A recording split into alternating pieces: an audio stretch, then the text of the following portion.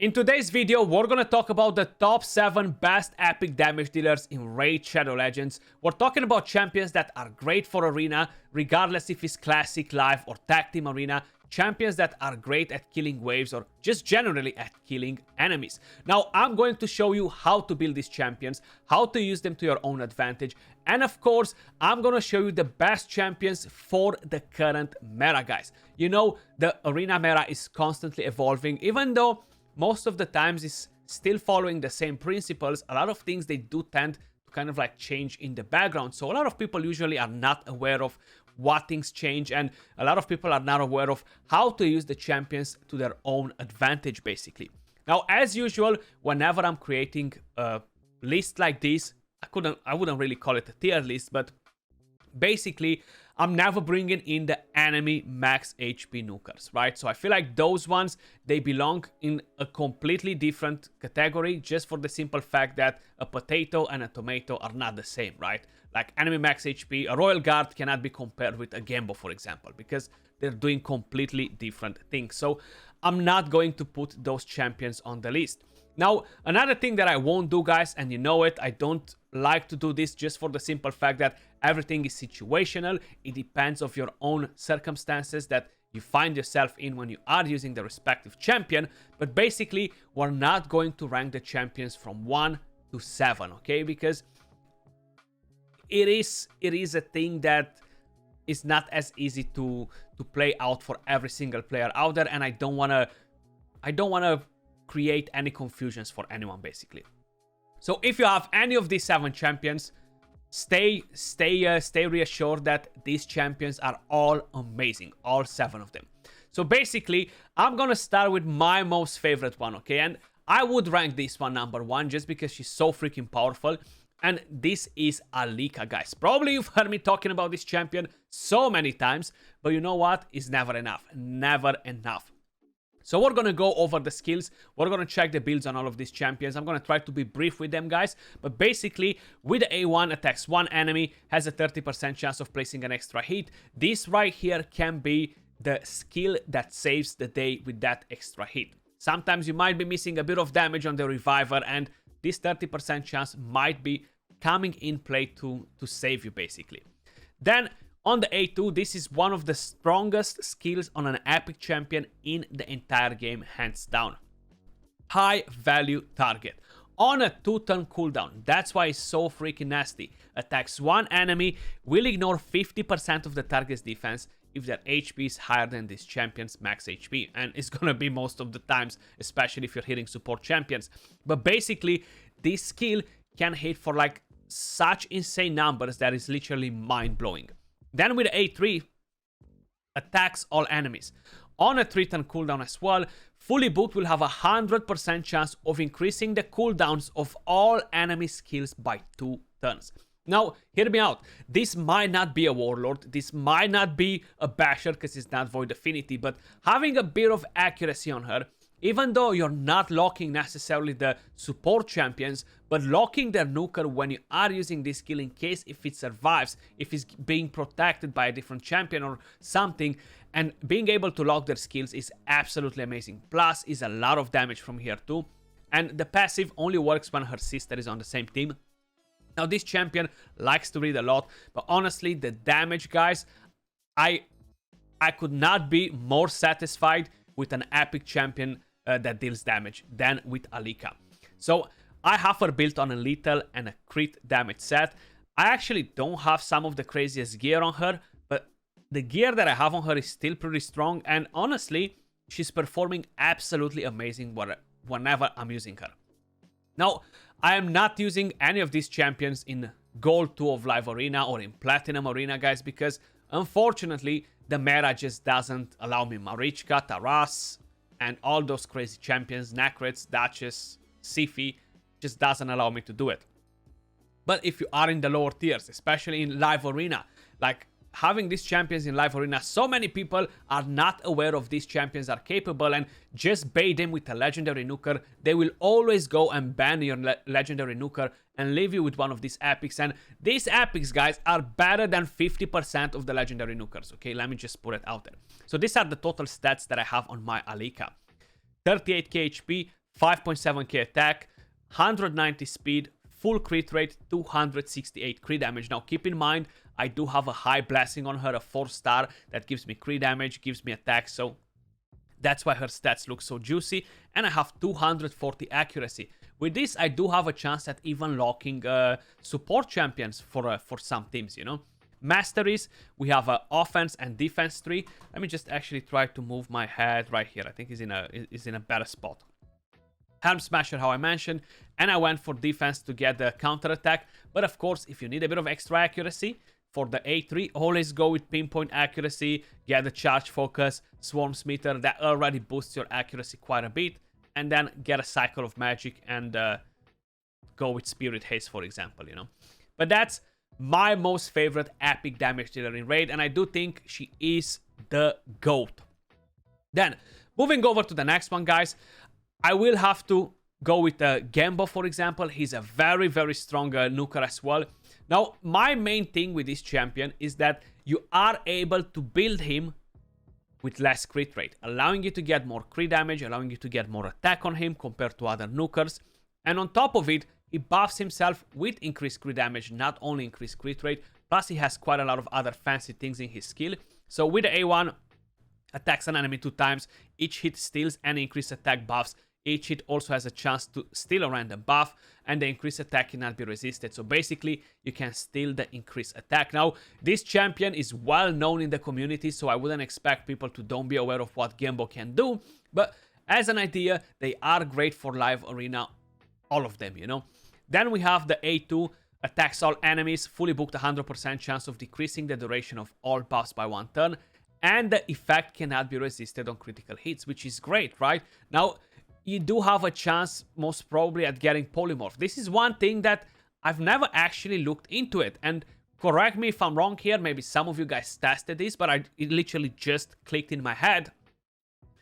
Will we trigger polymorph if we decrease the duration of buffs? No, right? Because we're not stealing, we're not removing or anything like that. So that shouldn't trigger polymorph. So that's actually a good thing on him, right? Then with the A3, buffs increase crit rate, increase crit damage, and grants an extra turn. So that's very important because a lot of the new champions, they don't grant that extra turn and it's a bit like, why? Underwhelming, you know?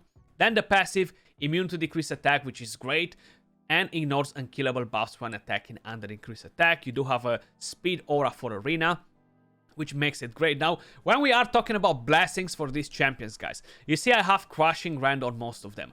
Now, it's not really going to give me a very high value whatsoever for arena, especially at such low levels. If it's not 6-star, it's pretty irrelevant for arena.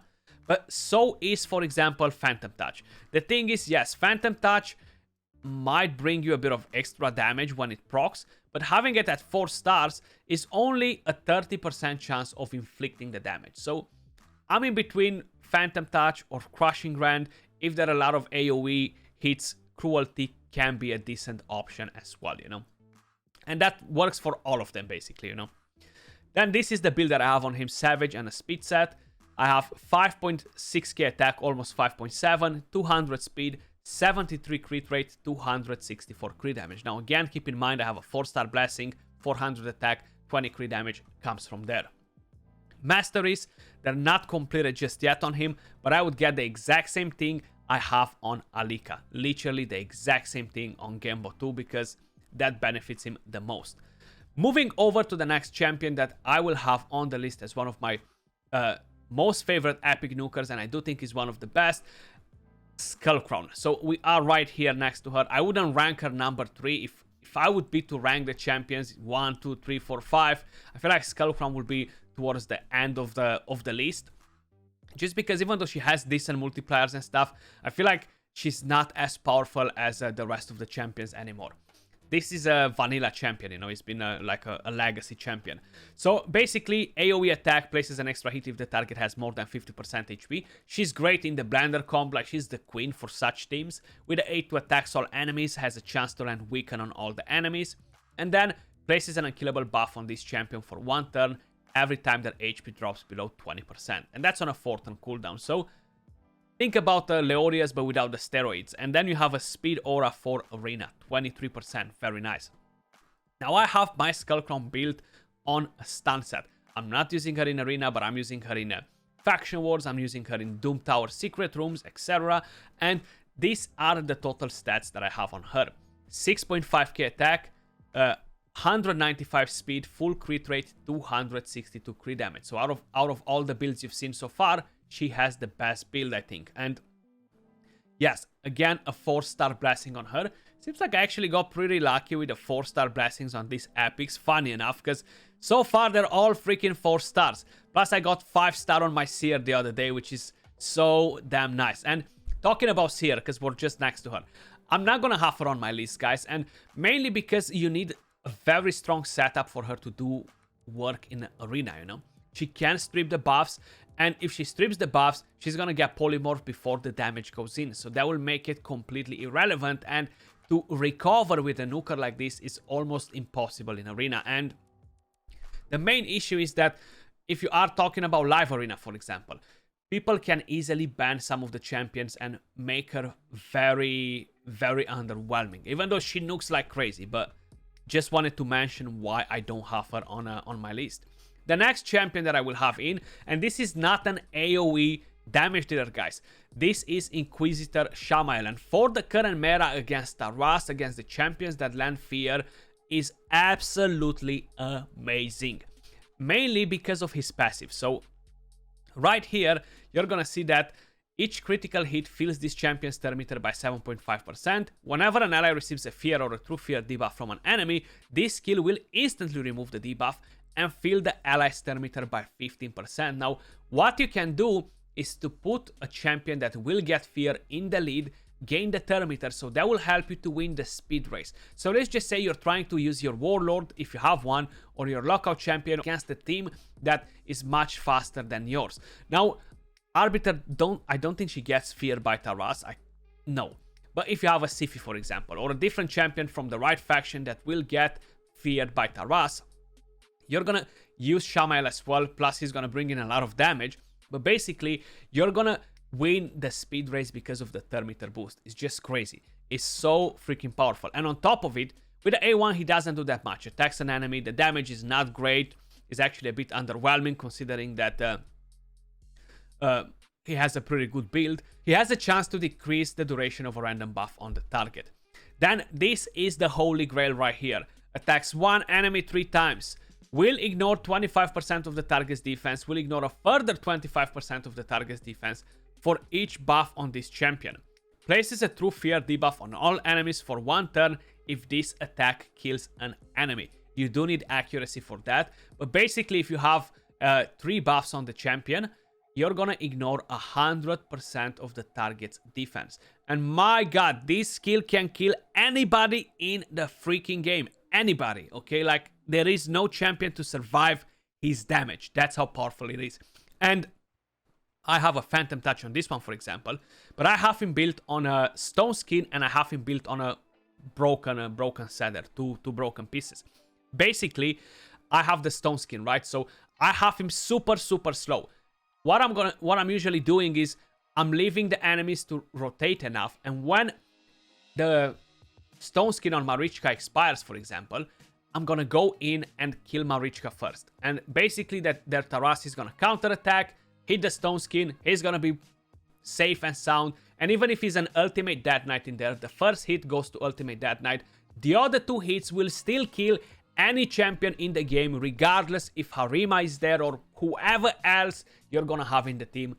This champion is just going to kill them, okay? That's why he is on the list. He's just so freaking powerful with the damage. Total stats. Now, this is a nasty build on him. 7k attack. Very slow because that's how I want him. At 119 speed, I want the enemy team to overlap me a couple of times so the stone skin expires on them before I'm taking my first turn.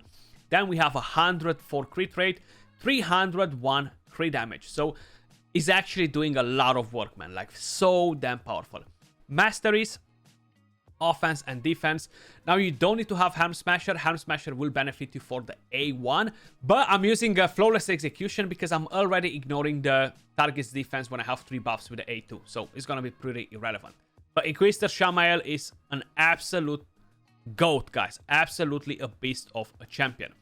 Now, the next one, that I have on the list and I wanna mention is again not an AoE champion, and we're talking about Gala Longbraids. So basically, guys, I used to run this champion, my god, it's been probably 3 years and something. This was actually the very first champion we received in Raid Shadow Legends as an epic champion through a Summon Rush event. And I think was at 10k points back in the day, and we were like, wow. But she's so powerful. With the A1 attacks one enemy 2 times, each hit will ignore 30% of the target's defense. Keep in mind, ignoring defense in the current meta is the way to go. You want to have as much ignore defense in your kit as possible, because it's pretty hard to use buff strippers, and especially for live arena where they actually have control on what champions they're banning. They can easily ban your Madame series or whatever and make your life a living hell. With the A2 attacks one enemy, will ignore 50% of the target's defense when attacking under a shield buff. Now you have different options here. Either you bring a champion that gives you shield, either you bring in on the champion a divine set that will give you a bit of shield just to be protected.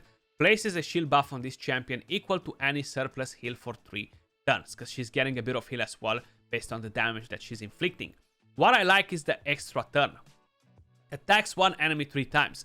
Each hit will ignore 25% of the target's defense.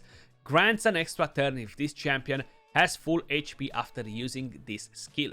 So this allows you to kill one champion and gain an extra turn, move over to the A2 and kill another champion, which is just nuts. And you have an attack aura for all battles. Now, I'm only using her in secret rooms, guys, okay? She's definitely a force to reckon with, and I don't have her built in Savage. Like, this build that I have on her is completely trash because it's not making her justice, okay? Let me just be honest. Total stats, 5.2k attack, 199 speed, full crit rate, 242 crit damage. You've seen I actually don't even have the masteries on this one right here, but I would get the exact same masteries I have on Alika, okay? Literally the exact same thing, because that would allow you to deal more damage. Typical masteries for Nukers, they're not that many things that you want to do. Now, probably I would drop Heart of Glory and go with Shield Breaker instead. I feel like this can be a good swap on some of them. Actually, not a bad idea, especially that we're not able to use so many buff strippers anymore like we used to do back in the day.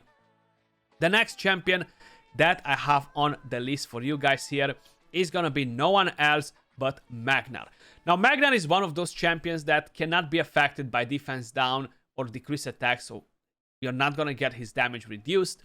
But at the same time, you're not gonna increase his damage either, only if you're using an HP aura. And with the A1, he hits fairly decent, attacks one enemy, has a chance to land defense down.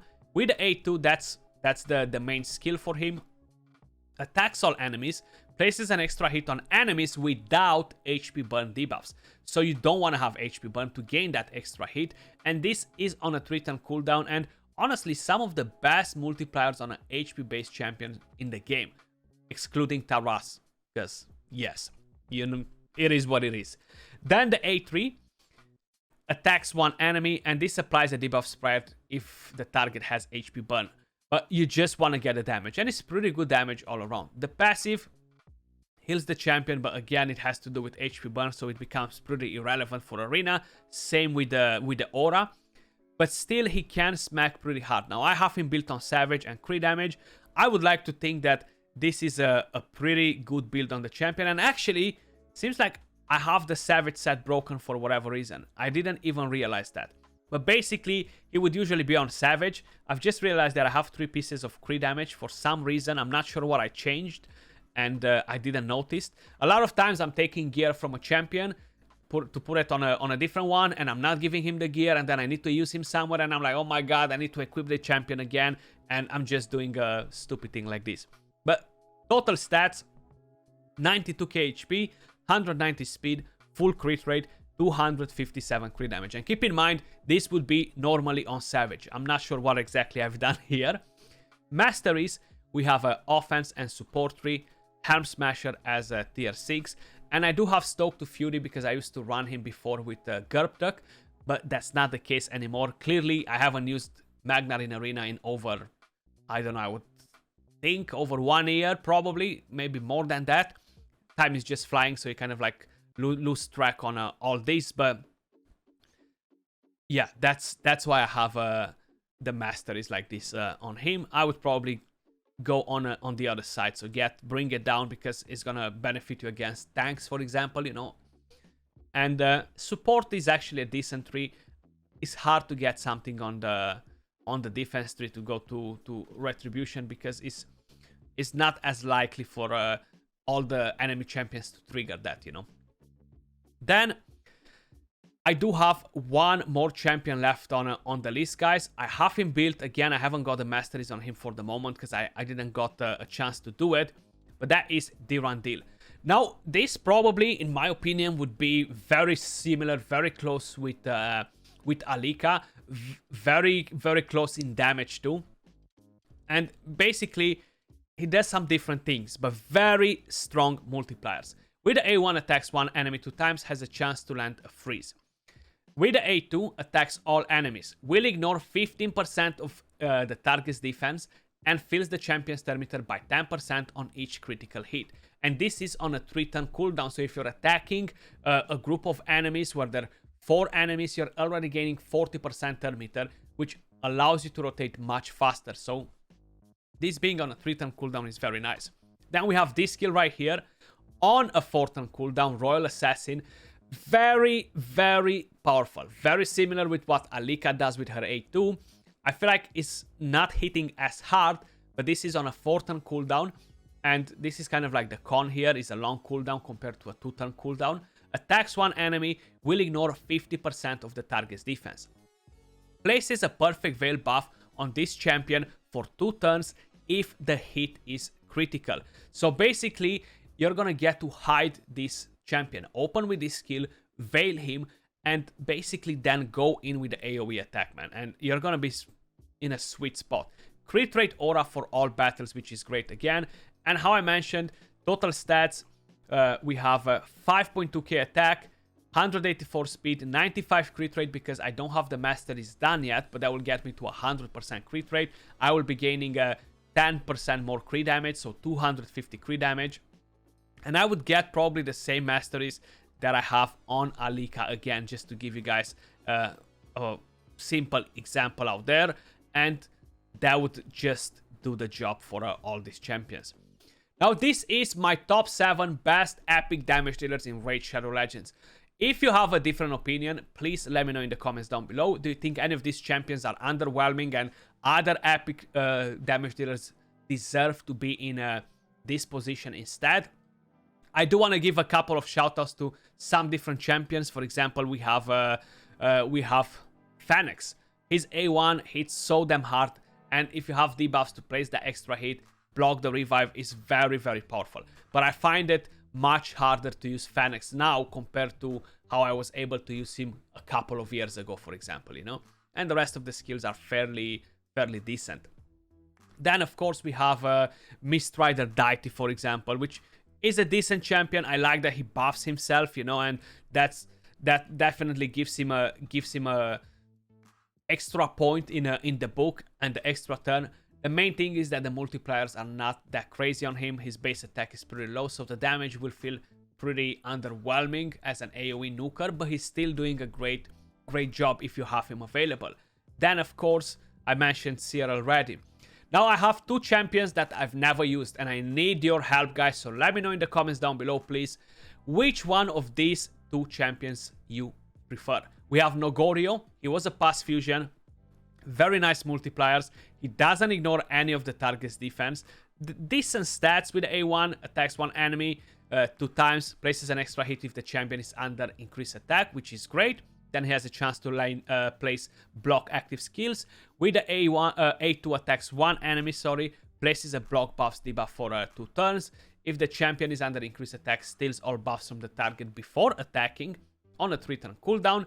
And the A3 attacks all enemies, decreases the cooldown of this skill by 1 turn when attacking under increased attack, taking this skill down to a 3-turn cooldown instead. And the passive places an increased attack buff on this champion for 2 turns whenever an enemy's HP drops below 30%. And this buff cannot be removed. So this is an interesting champion. The multipliers are very similar with the champion that I'm about to show you next. And that is a new addition to the game. And how I mentioned, I never use these champions. That's why I need your help, basically. We have Atlan the Golden. Attacks one enemy, places a shield on himself. Attacks all enemies 2 times. The first hit has a 100% chance to place block active skills. The second has a chance to land through fear if you don't land the block active skills. The A3 places increased crit damage and increased accuracy on this champion. But you don't gain that extra turn, unfortunately. And the passive ignores 10% of the defense when attacking support, defense and HP based champions. So this champion ignores a bit of defense and has slightly lower multipliers than Nogorio. Which one of these two would you guys prefer, for example? That was all for this video. Appreciate all of you guys watching. Hopefully you find this video helpful. Much love and I'll catch you all soon in the next video. Peace.